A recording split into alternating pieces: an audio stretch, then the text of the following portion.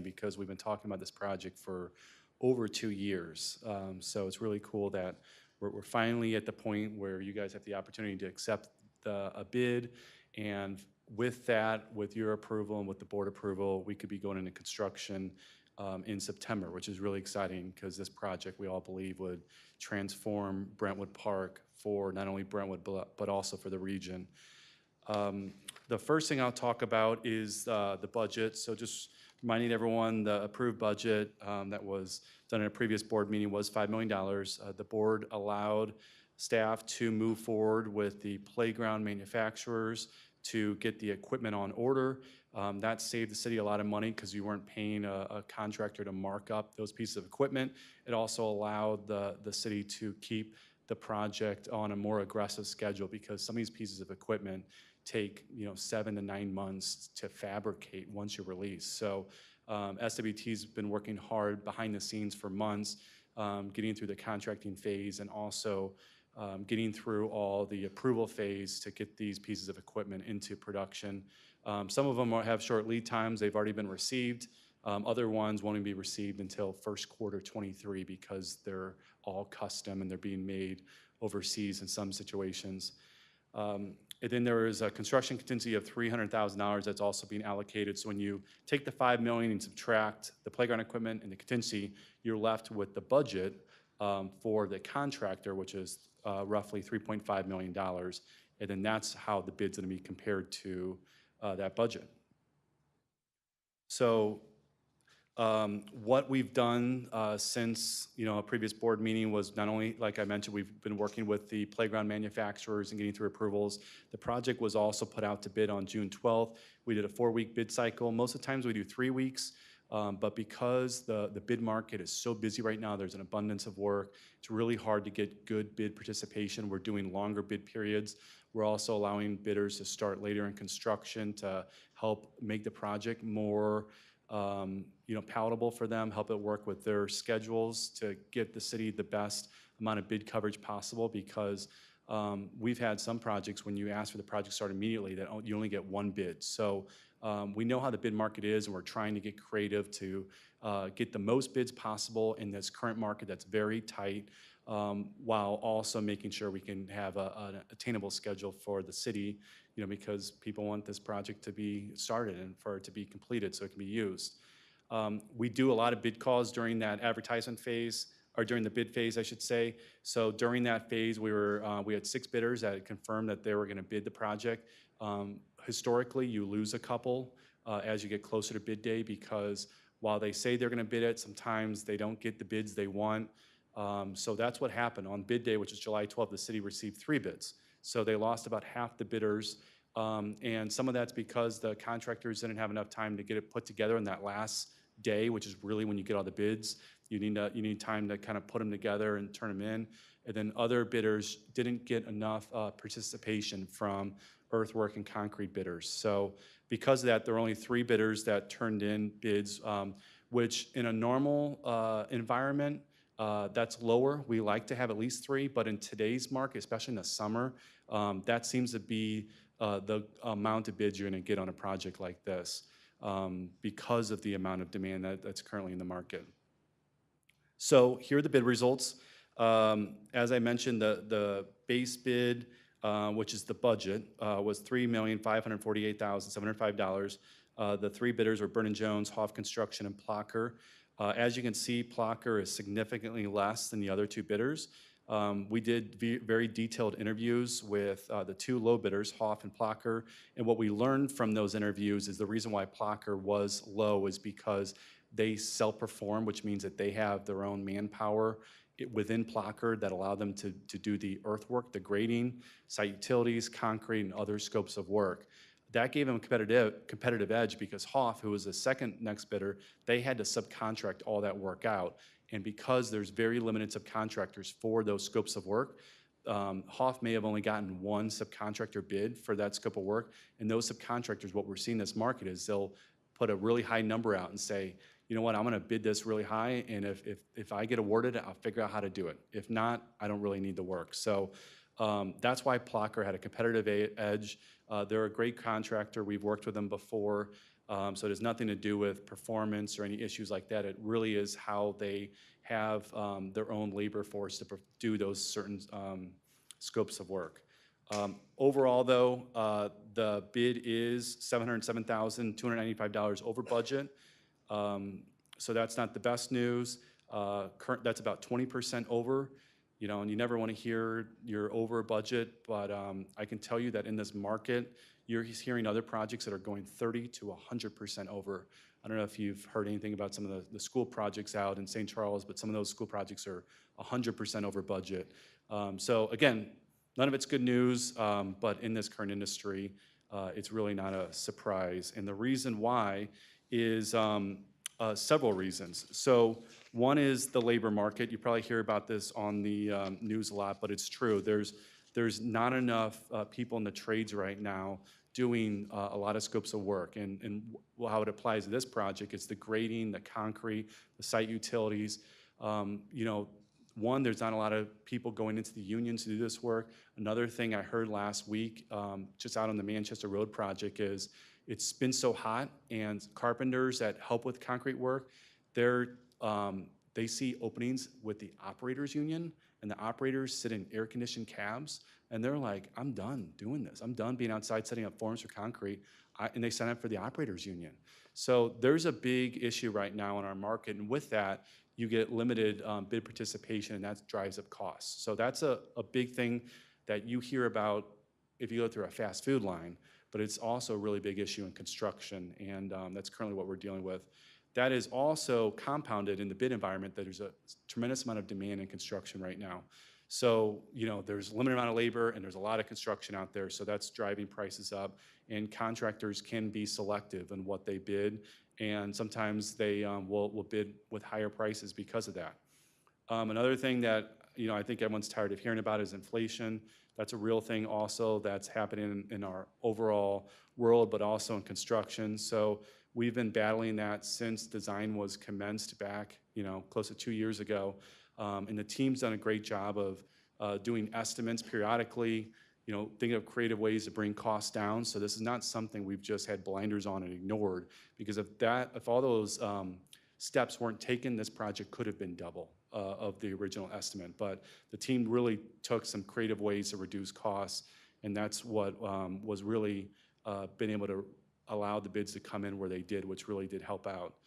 Another thing is access and staging. So, you know, access, the contractor's gonna come off Pendleton and go down to the site. That's the only access point, because the rest of the project's being completed around it.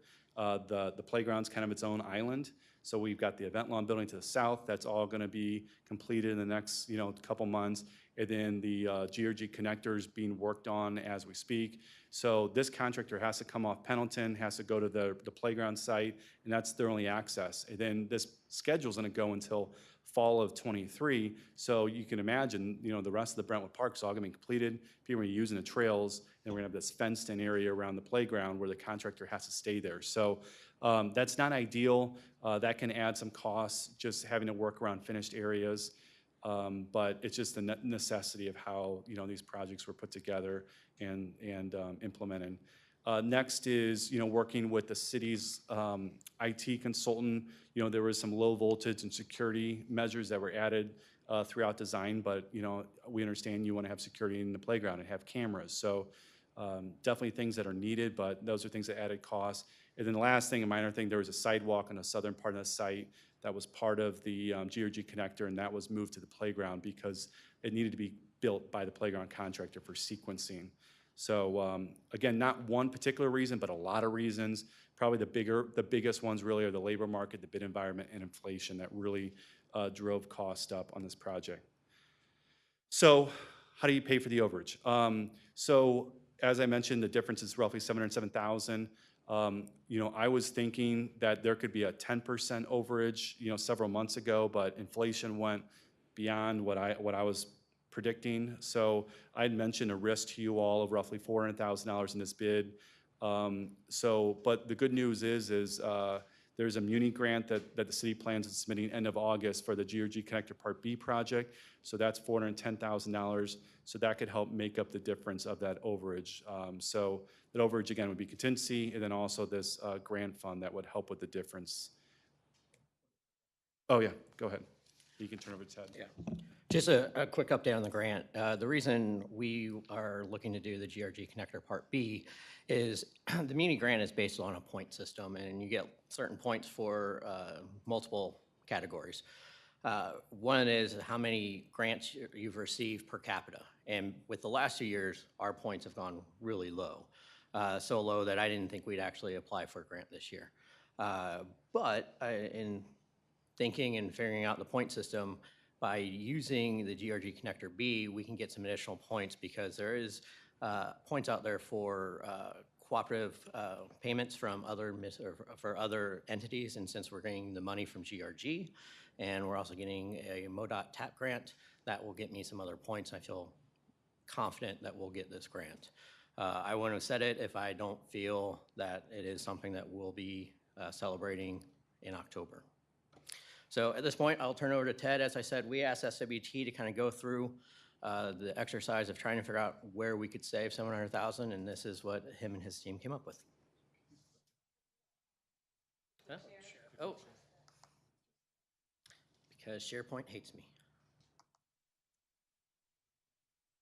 Wait. Anytime I walk up here. It says connecting.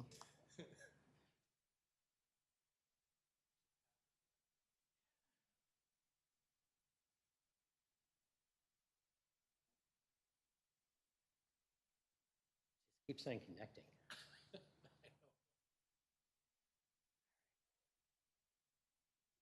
Try this again.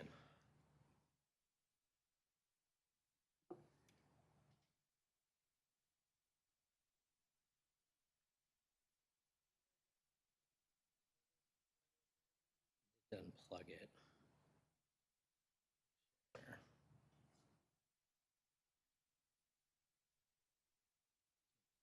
Connecting.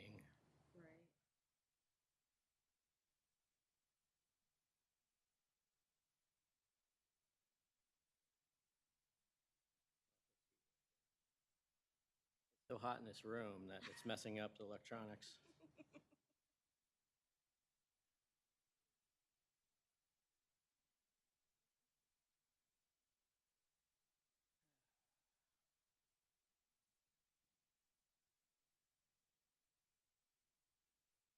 Every time.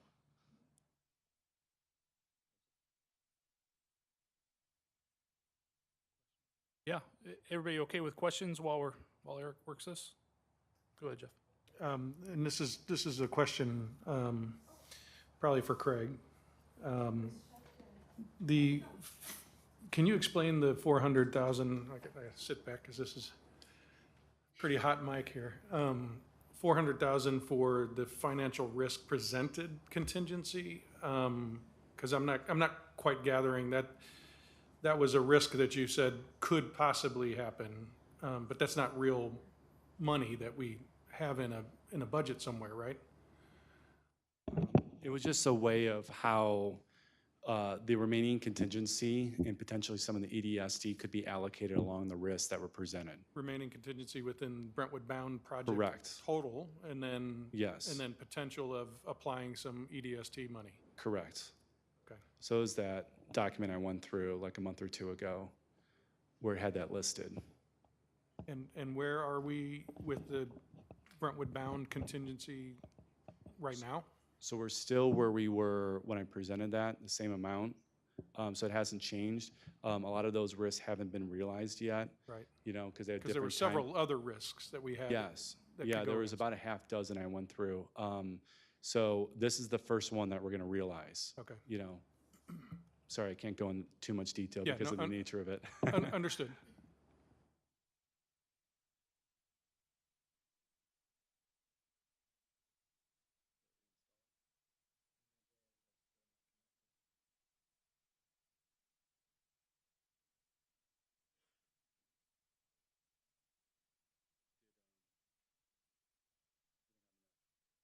We have to, we could just print off like some hard copies and just flip here. through it. Oh, you do? Oh, got it.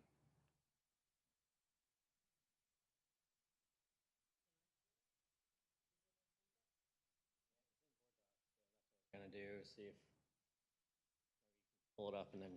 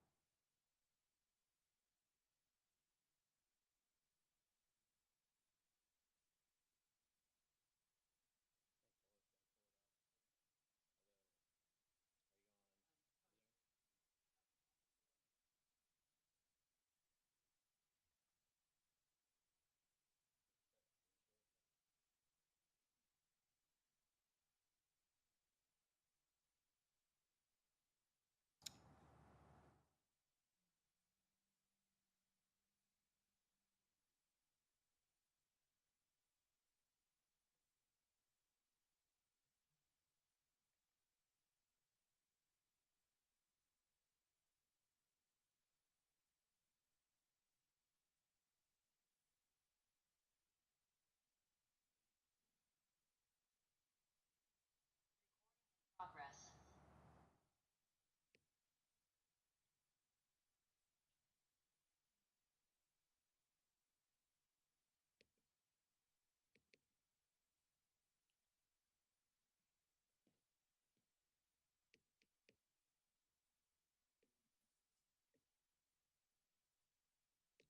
What slide? What slide?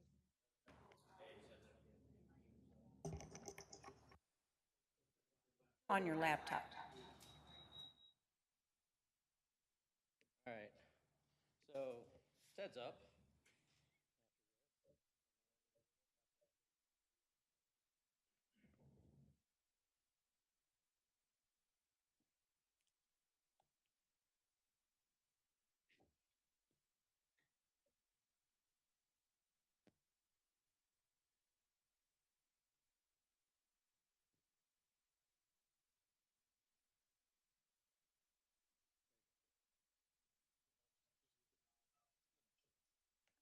All right, my name's Ted Spade. I'm one of the partners at SWT Design. And so one of the things that we did as a team was to begin to look at if we were not to be able to bring, more money or funding to help, deal with the gap. It's a matter of you guys getting feedback. Well, can you mute yours? I think that's the issue.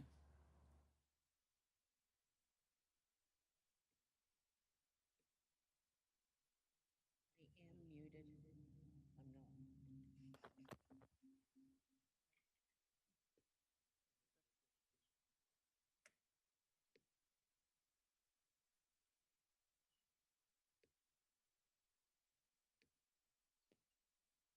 What about now?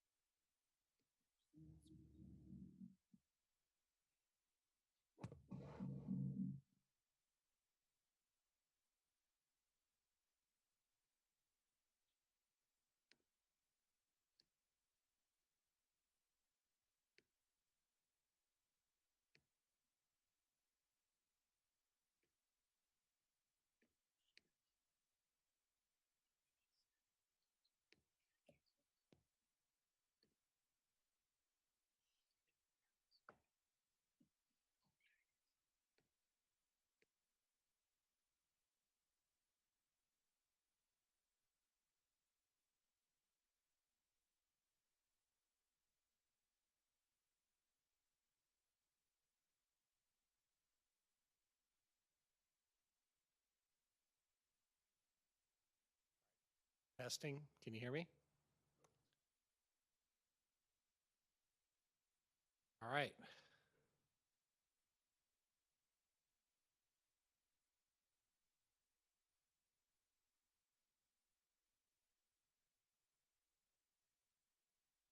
Right there. One more. One more down. There you go. Thank you. All right. Thank you. So, as a design team, we began looking at, well, what could we start to basically, I hate the word value engineering, but literally cut scope. Where could we cut back to do this? And so we know we're at a $700,000 shortfall. We've got, really the play components are really moving forward. So we wanted to avoid messing with a whole bunch of little tiny things, because it never amounts to that $700,000 number. So we looked at 4 major areas. One was just simply removing the irrigation altogether at about $100,000 number, possibly removing the main pavilion, and we'll talk a little bit more about that here in a second. That's about $350,000. We looked at removing the spray ground in total, and again, these are like total chunks, which, that's what you have to do when you have this kind of, deficit. And that was about a $350,000 range. And then the last thing was removing the climbing wall and the bridge access underneath that one bridge. We'll talk about that, and that's about $75,000. So we don't need all of those, but it was, to us, it seemed like a logical option. I'm going to go to the next slide down. You're going up.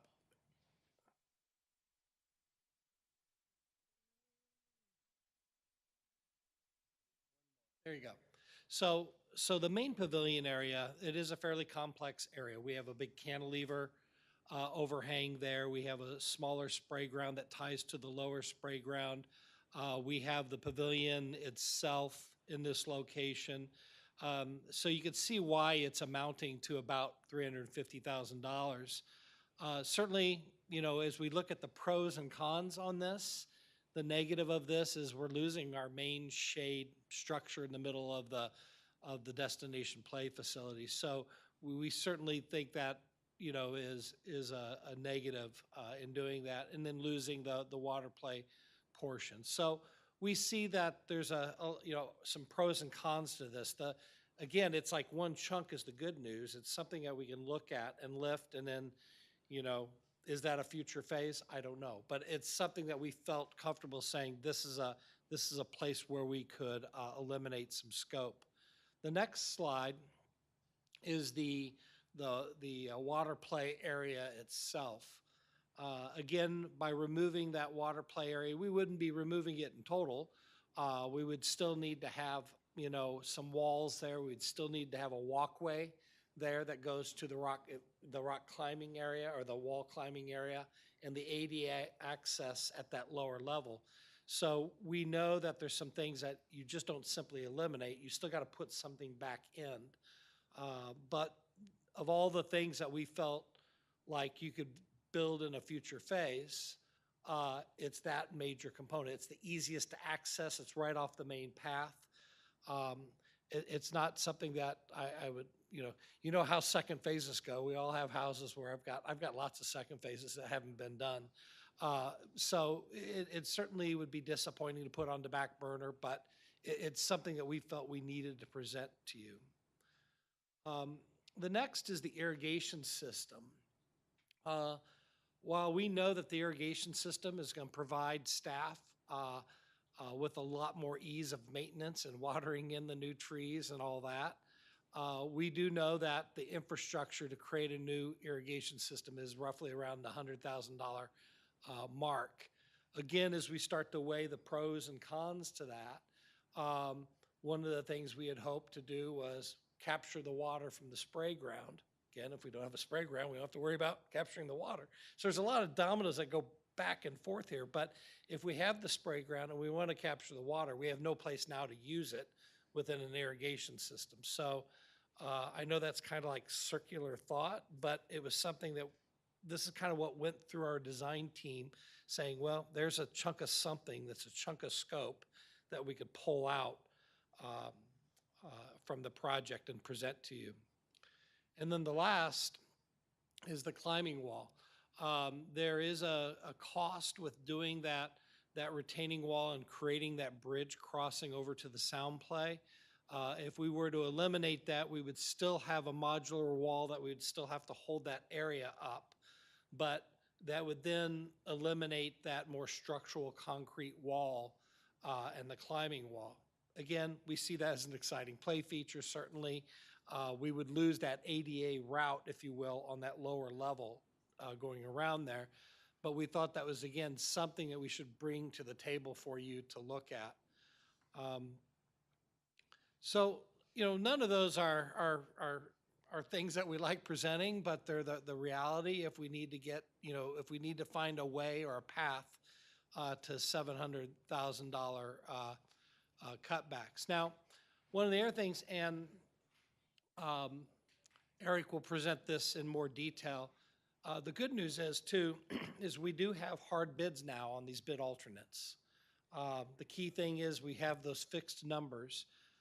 We still have numbers for the water capturing system, the entry arches, the family fun pavilion area, which is that secondary pavilion, boardwalk overlook, the understory plantings, and the artificial turf at the main pavilion. So we've kind of like deconstructed this thing. How could we take money out of it?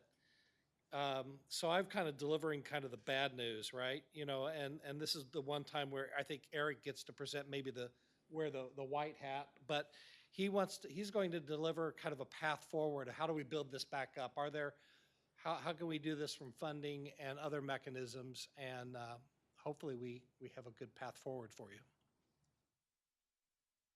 All right, so as we've kind of gone through, you've kind of heard the story of what's going on in the playground and different thought processes as Ted worked on ways we can cut. My job was to kind of see, hey, if this is the vision we want, is there ways to look at funding it? So we talk about a few things.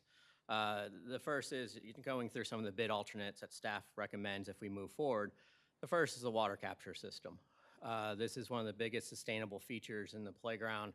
It's a 40,000 cubic foot tank, which equates to about 40,000 gallons.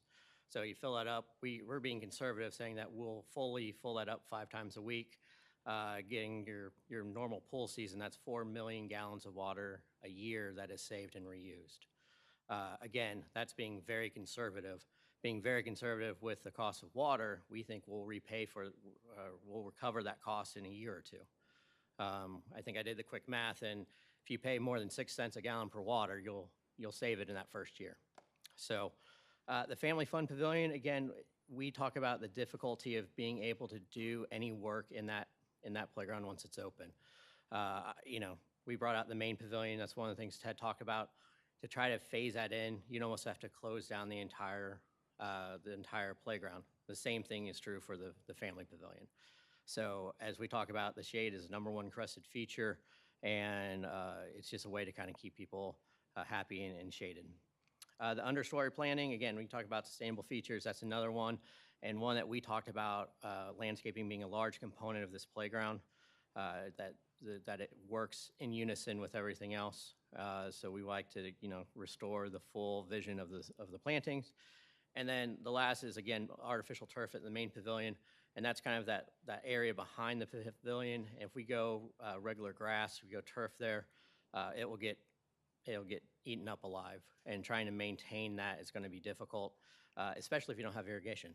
So there's a couple different reasons there. So it's a lot.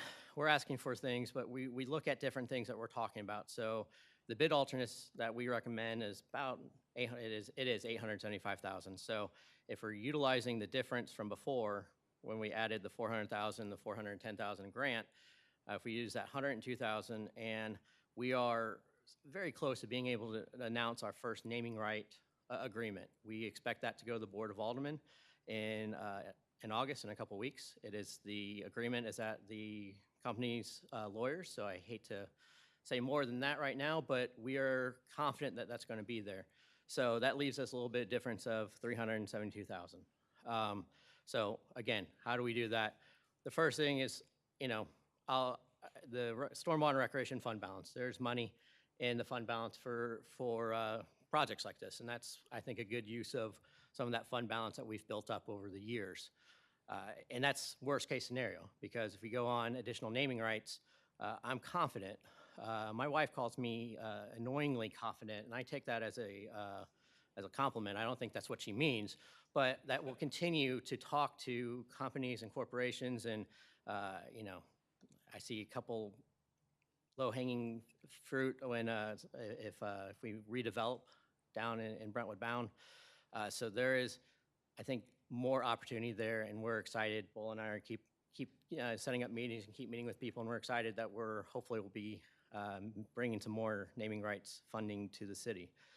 And then last is, Brentwood Bound contingency savings. If there's any contingency savings left from the bigger projects, and that we've seen some of those other risks that Craig talked about go away and there's money left over, we feel like that's probably the small chance. That's why we're talking about stormwater and recreation fund balance first.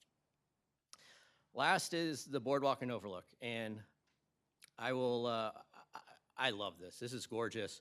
It's a cost, and one that to be honest, I can look into my fund balance a little bit more, and we'll talk about with other things that we're going to talk about fund balance with the department to be able to chip in for something like that. But it is, if you haven't seen the new design, you see that it actually comes off the trail too. ADA accessible to get down to that second level. So you'll be able to get to both levels. Anyone can get to either level, whether it's through the trail or through the playground. Because of it, I don't really consider this a playground feature anymore. This is a park feature. The overlook looks the lake. The seating area overlooks the amphitheater and the event lawn. And so it's something that will be used by everyone. It is an intergenerational park component. It does come at a cost, obviously. And so, how do we fund that? I think I talked about being annoyingly confident. Again, we think that we can find naming rights. And worst comes to worst, if my park, the Stormwater and Park Fund can't use fund balance, there is EDST money. Again, there's a lot of, the trouble is, I understand, is that we're asking for, additional funding, and we're excited about being able to provide that funding, but we're giving you, I think, all the options that we may have to do. So the funding recap is the base bid, the water capture system, even including the boardwalk and overlook. I show kind of where the total cost is, and then where we get the funding for it to make sure that we're able to fund that. Am I confident we'll be able to fund this? Yes. I think, between the Muni Grant, the one naming right we'll be bringing to the board, fund balance, I think we get all the bid alternates besides the boardwalk and overlook, and that will be a big kind of conversation discussion for the board if that's something they want to move forward with. Or they move forward with that and maybe not do the water capture system in some other way. There's other things to do, but we are just bringing everything for discussion. So what we're asking for approvals to take to the board is approval of Blocker Construction Company, their base bid to complete the destination playground. Bid alternate number 1, which is the water capture system. Bid alternate number 3, which is the family pavilion. 5, the understory plantings. 6, artificial turf. And 4, which is the boardwalk. We listed them separately so you can take it up one at a time if you'd like, instead of having to try to piecemeal a recommendation at this time. So that's the presentation. We figured there's going to be questions to answer, and Ted, Craig, and I can answer those questions for you.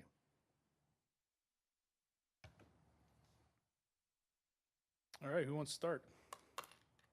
Yeah, go ahead, Jeff. I'll start with, help me understand, I can't remember the understory plantings. What is that one again? So it's just additional landscaping to kind of create or finalize the vision that we have for the playground. So Okay, yeah. Should I take Yeah, this? maybe let Ted take that one. Let the designer take that one, yeah. So the trees represent the overstory. The understory are a lot of the things that we talked about, the pollinator garden, the shrubs and perennials and native grasses that will come in containers stock. So if we were not to do that, we would just simply be grassing everything, seeding everything, and then put trees. So we always felt that trees were like primary. We need to make sure we have trees no matter what. So we kept that as a base bid item. We felt that the understory, again, as much as we didn't want to, eliminate that from the base bid, we thought that was something that could either be augmented later on by staff, whereas heavier trees and bigger trees, it'd be better to bid that out. So again, it's the shrubs, it's the perennials, the pollinator plants, that would be that lower story. Okay, thank you. Just for clarification, so this would not include any of Ted's kind of takeouts, correct? I mean, Correct. those were opportunities that were presented, but that's not included in, if hypothetically we approve these. Without your removals, though. Correct. So we would keep the water features. If you wanted to remove something, that would you have to adjust the recommend, or the approval request. Yeah, Nancy? Wait, so this appears that we're looking at a $5.9 million playground, but that's already taking out the playground equipment. So now we're looking at a $7.38 million playground if we do what the You bid have- was plus all these bid alternates. So I just want to say that out loud, like we're talking about if my quick math is right, not in a spreadsheet, it's like, $7,388,000 destination place. I mean, I don't want to call that a playground. So that's what we need to talk about. That's the number. We don't need to talk about 5.9 because that makes it look like it's not that much over. So. Right, and there's already 300,000 of contingency put into the budget here, right? So again, hypothetically, if this was approved, we typically also add 10% contingency on this as well, right? So that would be an additional funding on top of this. That's what that 300,000 is we want to make sure that we had that contingency already built into the budget. So that's what the 300,000 is. But even if this was approved at the 5.9 plus the 1.5 of existing playground equipment, any change orders, anything that happens in the future, we would not have approved. Because it's all absorbed in this bid already. Not included in that total is the 300,000 for contingency, so any change orders would go against that through construction. Okay, so we're not rolling that 300,000 in to the No. 3.548705 number there. No, to Alderwoman Tice's point, you have to add the 5.9 plus the equipment plus the contingency to get to the grand total. I Okay. added the contingency to get to that. Yeah. Yeah. Those are the three numbers. Okay, so even, again, hypothetically, if this is approved, we would still have 300,000 of contingency Yes, already ready to go. Okay. correct. That's not being added in addition.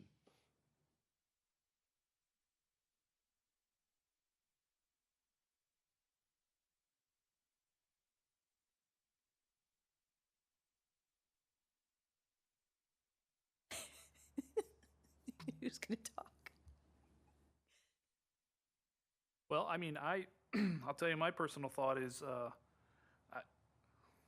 I think if we don't do things now, we will not do them in the future, or whoever will not do them in the future. I mean, to Ted's point about phase 2s laying around the house, I think now is the time. I completely agree about, inflation, everything is kind of eating everybody's lunch, including ours. But we should also see that on the EDST. With inflation going up, we're probably going to be realizing more on that. And my personal theory is, or belief is, that we should not be afraid of, going into EDST to do this right the first time.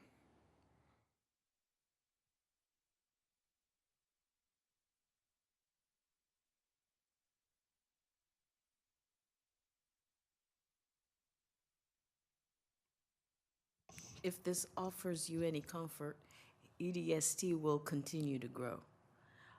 So you just look at that over the lifetime of the EDST, which is what, total about 20, 25 years. So we've been realizing significantly more than we've budgeted after the first year, because the first year, I think, was COVID.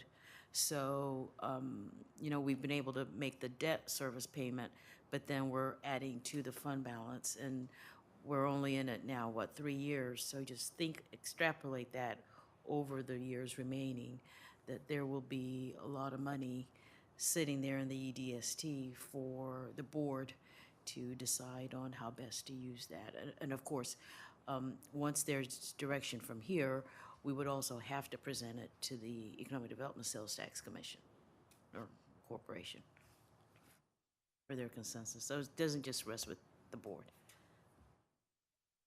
So I will add,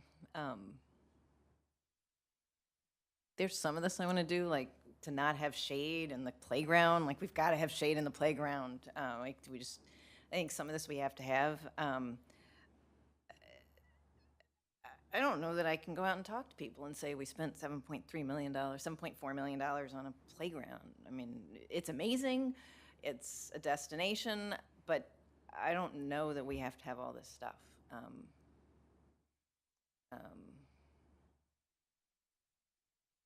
A lot of it we may want. I don't know what we want to pull out, but it's just so beyond the scope of what we've talked about, and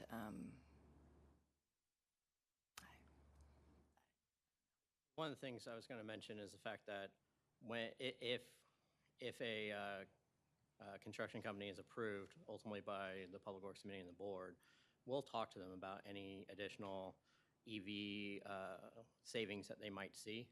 But ultimately, I mean, the team decided it's not going to be large numbers. You might get 50,000 here, 100,000 there, but you're not going to be talking about the 350,000 you could do by not doing the main pavilion. So again, we wanted to be pretty transparent. I think the idea is that we wanted to show at least a path forward through funding if that's what the committee and the board wanted to do. Yeah, Jeff. Yeah, I mean, I very much agree with Alderwoman Tice.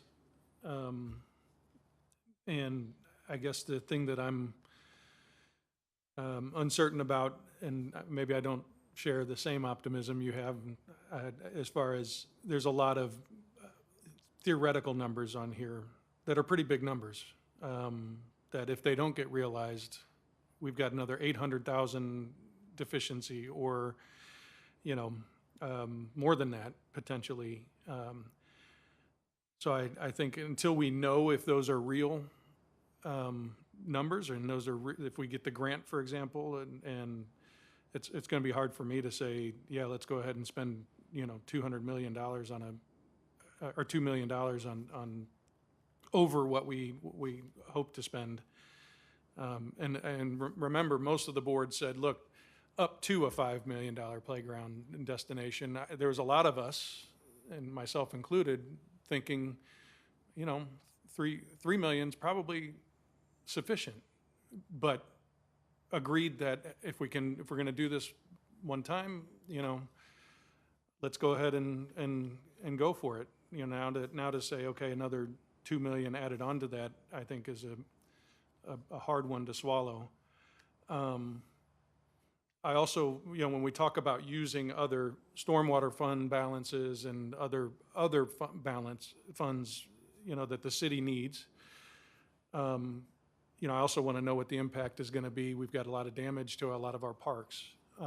Where are we going to need the stormwater funding for some of that to repair some of the other parks? So I'd really hate to deplete some of these other balances that we have, not knowing the full picture of what we're going to be financially up against. We're looking at this in a vacuum, but what are the other implications of the park needs that we have? Yeah, I will say that obviously what happened last week is a wrench, obviously, and one that we're trying to figure out. Whether it's insurance, whether it's FEMA, whether it's going to be city funding. That is all being discussed right now. It might not be realized for months. I will say that, I I feel a comfortable fund balance, and while I probably could have taken on the boardwalk and overlook within that fund balance, I wanted to make sure I still had a healthy balance for any of these situations that might be occurring.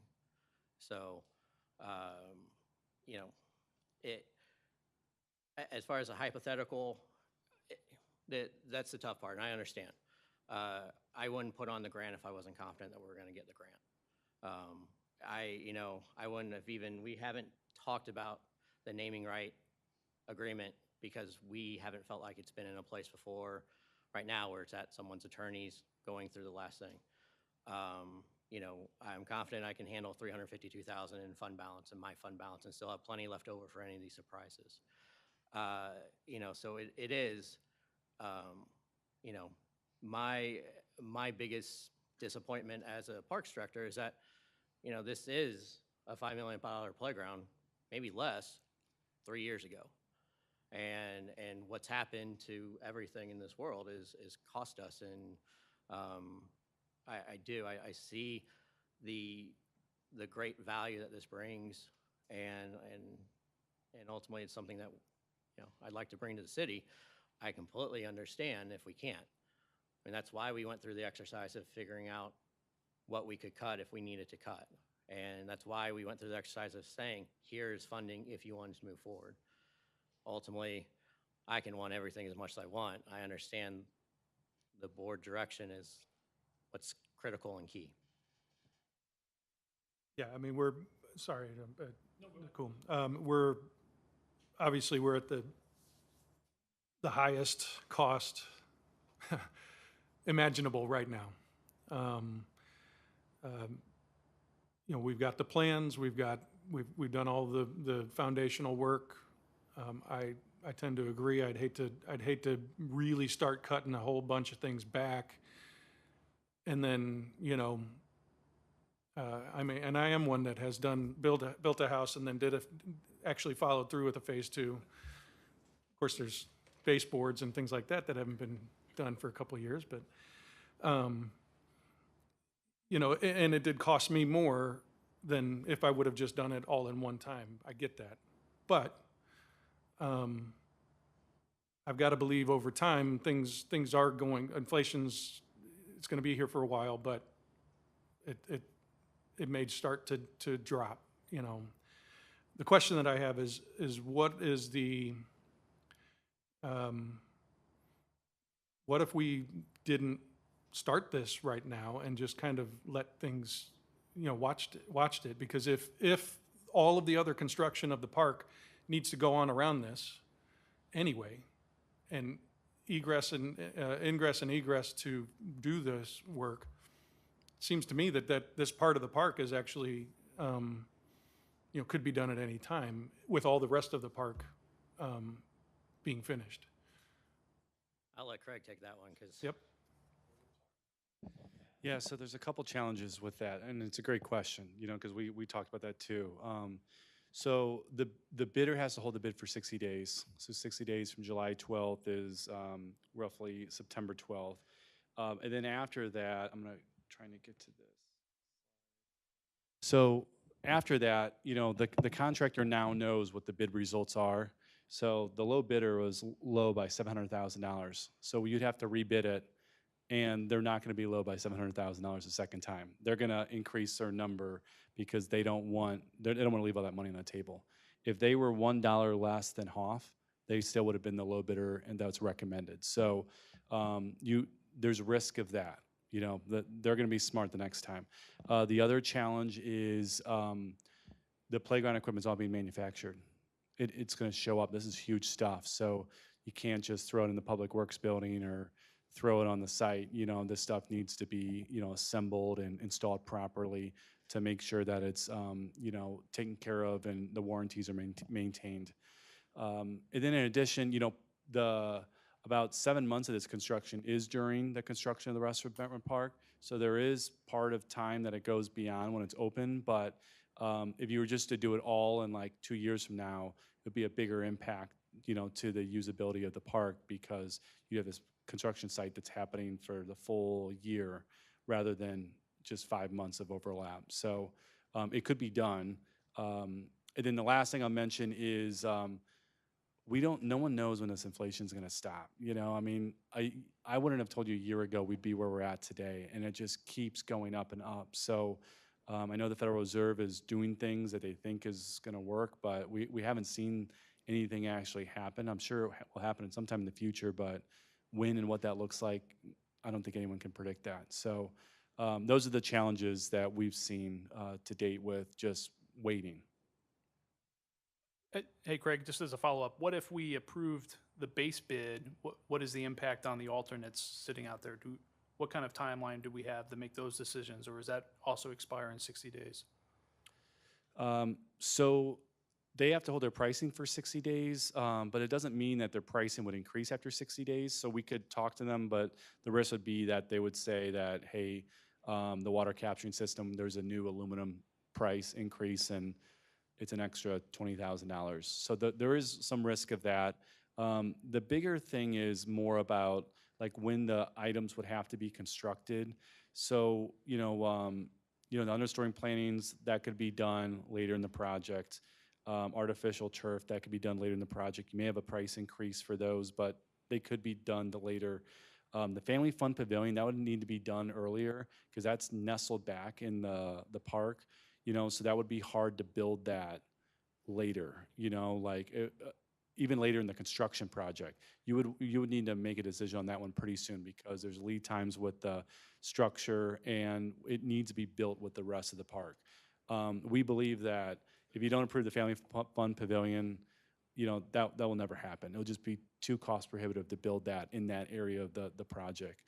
The main entry arch, that wasn't a recommendation from staff. And the water capturing system, that could be done later in the project, but you'd want that tied into the water system by the end of the job. So, and then the last one, the boardwalk and overlook, that could be done later. The downside of doing that, when I say it could be done later in the project, it could also be done after the project is done. The downside with that is because it goes over the trail, you'd have to shut down that part of Brentwood Park for several months to build that, because you couldn't have people walking underneath. That's the main trail connection going from the south of Brentwood Park to north of Brentwood Park. So there'd be a Brentwood Park operational impact of just building that later. Did that answer your question? Mm-hmm.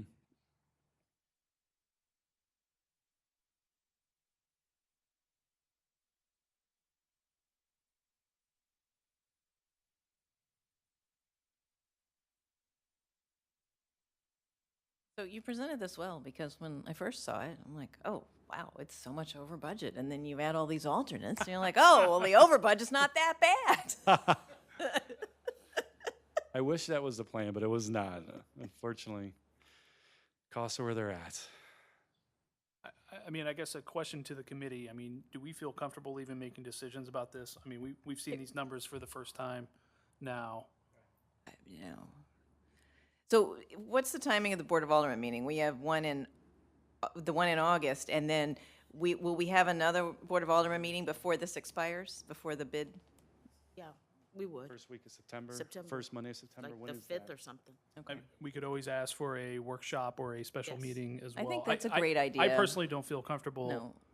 even kind of taking these, with 15 minutes of great presentation, but it's a lot to take in.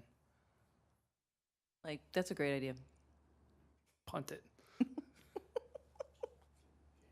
Present to the board on August 15th.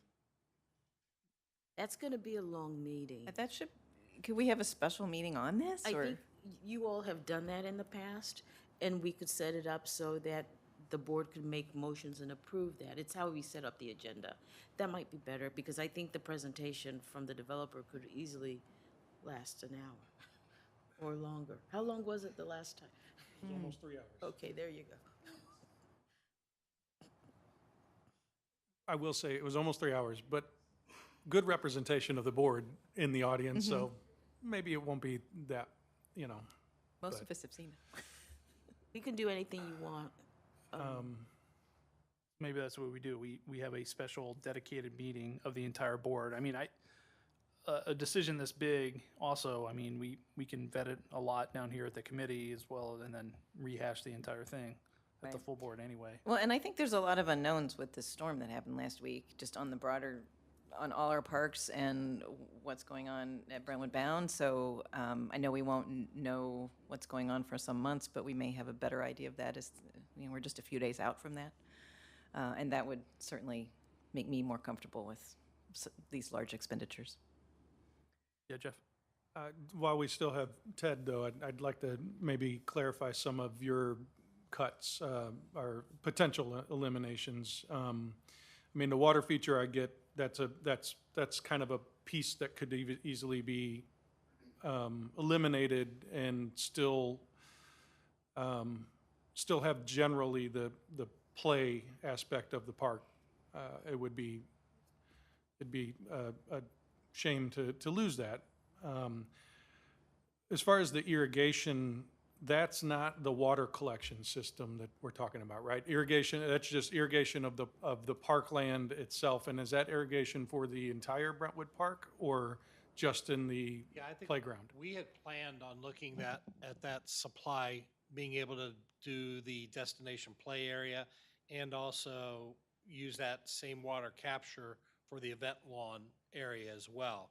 So we saw that being distributed as much as we can, because if we're capturing the spray ground water, we want to use it to a best of our advantage and get a double entendre out of it. Yeah, no, I get that. But when you talk about irrigation, that's a separate, even though you could have the water capture feed the irrigation system, but the irrigation itself is a separate aspect, right? That is correct. So Okay. the irrigation's a separate line item in the base bid, and the stormwater, or the irrigation, or the spray ground capture system was a separate bid alt. Right. And that could offset some of the irrigation cost. That is the If it were cost of implemented water. as That well. is correct. And then and Eric, I'll let you respond to that in a sec, but the climbing wall and I guess subsequent pathway through, it seems like if we still had this raise in elevation of the spine that you talked about all the way around, if we cut off that tunnel that goes through, how do you get access to the more older kid area or the zip line? Do you have to go either climb the hill or go all the way around? I mean, We what's... do have a little bit of that, right? That's why I said we kind of lose the ADA connectivity Yeah, by doing that, because it's basically a dead end, if you will. right. But we do have other kind of like, steps and, the wood blocks that gets you up to the upper spine, and then you can go back down again on a slide or whatever. It's just we lose that ADA accessibility going underneath that bridge. Okay. I mean, I think the first question, and, kind of going to Nancy's point about now we're at a $7.3 million playground, or I got the 7.5, but I round a lot. I mean, I think the first question is, if we accept the base bid as is, we're at a $5.7 million playground. And so that's probably the first fundamental question, or do we want to de-scope that to bring it down to 5 million? And then kind of taking each alternate almost one by one of, do we want to bolt that on the way we did that? I mean, I think that's the way the agenda would go for the full board meeting. And that's why we kind of, during Yeah. this part, separated everything, so it could be yes, no, no, no, yeah. I mean, the one thing I do want to mention, which we failed to mention, is while we say the cost estimate for savings is X amount of dollars, we won't know that until we have the conversation with the contractor. And we might say that the main pavilion's $350,000, and they might be like, nope, it's only $25,000 because we have this cost, this cost. So while I just want to make sure that's known up front. What about the Muni Grant, the GRG connector Part B? Is that contingent on any of these alternates being included, or would your confidence level stay the same if we were just doing the base bid? No, I mean, ultimately, that is for a different project altogether. And like I said, I was looking to try to do something for this playground because it made more sense, playground money. But I feel more confident doing this to get those extra points. That's why we're talking this route. Why we're applying for that grant, that means then they'll have $400,000 less in that project that we can Okay, move so over. that's what you would then move what is budgeted for that project over to Correct. the playground? Because that sort of repays that part of that project.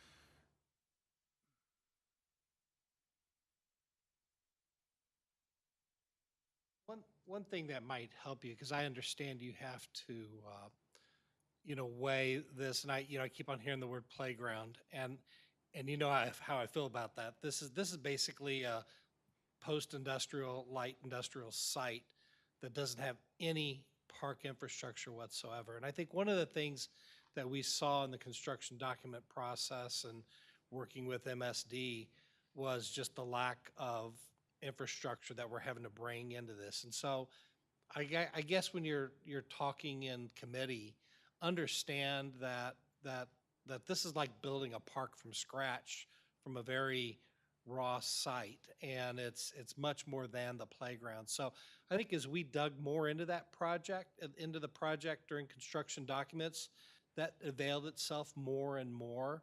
Because I think we all started this project going, we got a kind of a nice open site and all that. But as we got into that, it became much more complex, including stormwater coming off of Brazos and then linking that into the system and dealing with MSD. So there are some things here that are below grade that I wish we didn't have to pay for. But we're at that stage. So think about that as you're trying to wrap your head around this as an overall cost and why, where are we spending that money? We want to keep much of this above ground and as playful and part of that idea of a catalyst within the region and to the community as possible. But as you can see, we're faced with these decisions. I think the other thing is just anecdotally, I've worked on over 400 parks in my career. And I think, Alderman Gould, to your point, we thought about delaying things. I've got several projects we've delayed from COVID, and every one of them said, I wish we wouldn't have delayed them because now they have doubled in cost. And it's the unknown, certainly, and I know we don't like that, but we're seeing the boomerang effect of that on multiple projects I wish we would have just moved forward on. And I know my clients do too. So I would hate to see you delay this just for that reason of the unknown. And I just don't expect I see that we may get drop in material costs, but I don't think labor costs are going to change for quite some time. I think we're back at a new norm. We're seeing a new norm that's going to happen. So I don't think you're going to see that makeup, even if you were to delay it for a year or two. You might see maybe a 10% if you're lucky, but then everything else is inflating at the same time. Good point. And I do think, I mean, we have purchased all this equipment, and so the playground itself is the core playground. We're pretty much committed to a lot of that. So I don't necessarily disagree with you there. I think the big question that we need to decide on is, of the base bid, are we comfortable with the $700,000 overage to get that base constructed? And if not, the decisions need to probably start with, do we want to scale some of these things back that Ted has offered? And because some of those, if we decide, okay, well, let's not do the water feature, for example, well, that impacts some of the alternate stuff as well, in a sense of, water capture system would go away, so I think we kind of have to take this in a more methodical, and I appreciate all the work that both of you have done, but right now I feel like they're still two separate worlds. And all of them have overages that are pretty significant. So, I think that's where I'm not comfortable making a decision tonight. I guess the one thing that maybe if we need it, but I'd almost feel more comfortable making that decision down the road as well, as far as the contractor goes. But if it's something that we have to make a recommendation on, then, you know, I'd say we talk about that one only tonight, and that's it. Yeah, that's a good point. I mean, I guess, we're going to be using a contractor no matter what. Yeah, to build, You said, we're committed to to this, I mean, to some level.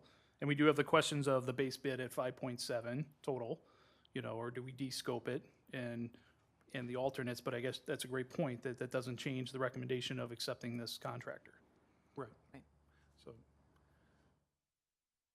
I guess that could we accept a contractor but not accept necessarily the full scope of the bid, in case we decide we want to pull some of the funding out of the base bid?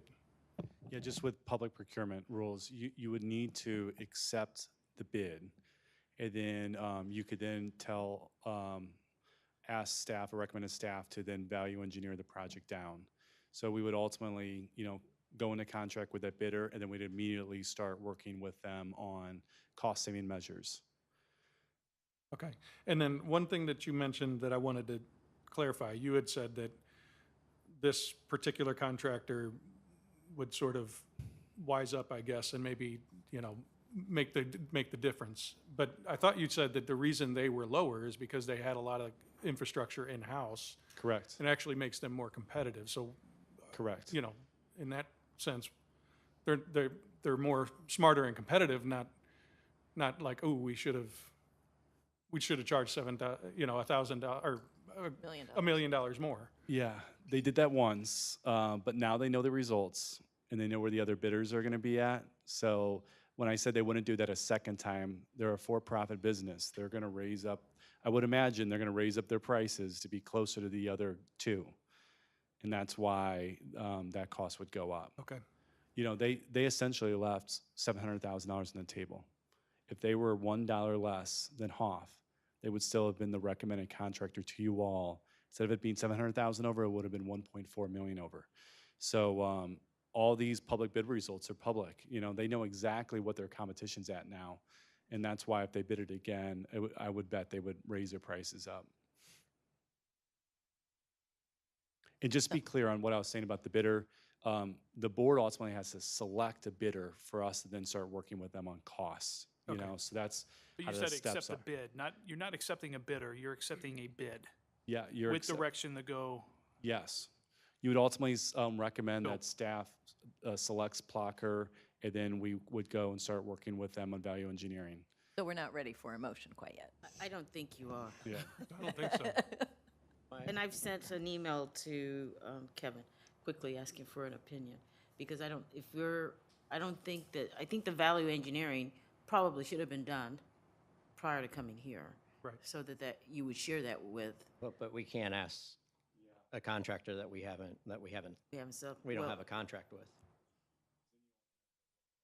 Then we're in a stalemate for the time period. Yeah, the only other thing, if you select a contractor, if you select the bid and you basically do not accept any of the bid alternates, which is fine, if at later time you want to add those back in, then we'd have to do an RFI for how much that would cost, and those costs most likely will increase as well. So there's just that aspect to think about as we talk about whether we start with just one contractor, if we do any of the alternates. And it can be done, but it ultimately will go back to them and say, we'd like to do this now, and then they'll give us a price. So when we accept the bid, we would also have to accept what alternates we want to do. I mean, If we we wanted- could hypothetically say we are accepting the bid, but directing you to go de-scope it and get it to 5 million, and if you can't do that, then we are not accepting the bid or something, or we're not canceling the contract or something like that. But we would also need to say what alternates that we want to proceed with as part of that big decision as well. Ideally, yes, if you want to secure the alternate pricing. The alternates could be added 2 months, 6 months. I went Right. through all the impacts of what that would be like, because the pricing would go up. But if you want to have alternates at the bid day price, you'd have to accept those by September 12th. But you could add them later. And one thing I just want to add on, these are estimated cost savings that were presented because we didn't go to the contractor and say, price up the savings for this. We did our best to do that because it's our understanding that a contractor has to be selected before you can start value engineering them. So, we would then have to work with them and get good pricing based on some of these recommendations if you all wanted to go that route. These are not like secured pricing.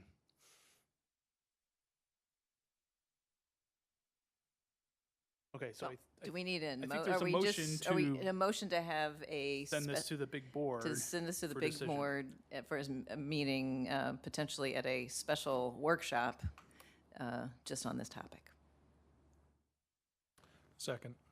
Okay. Any discussion? Okay, all those in favor say aye. Aye. All right.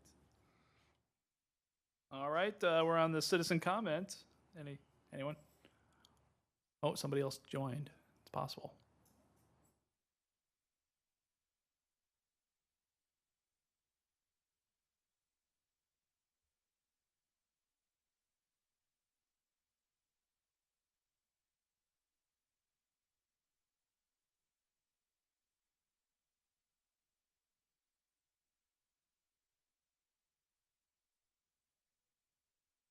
Yeah. Oh, I think that's from when they were trying to turn off the sound. Okay, looks like no- we're good. Yeah. Okay, seeing no new business up front of the board, I will adjourn the meeting. Thanks, everybody.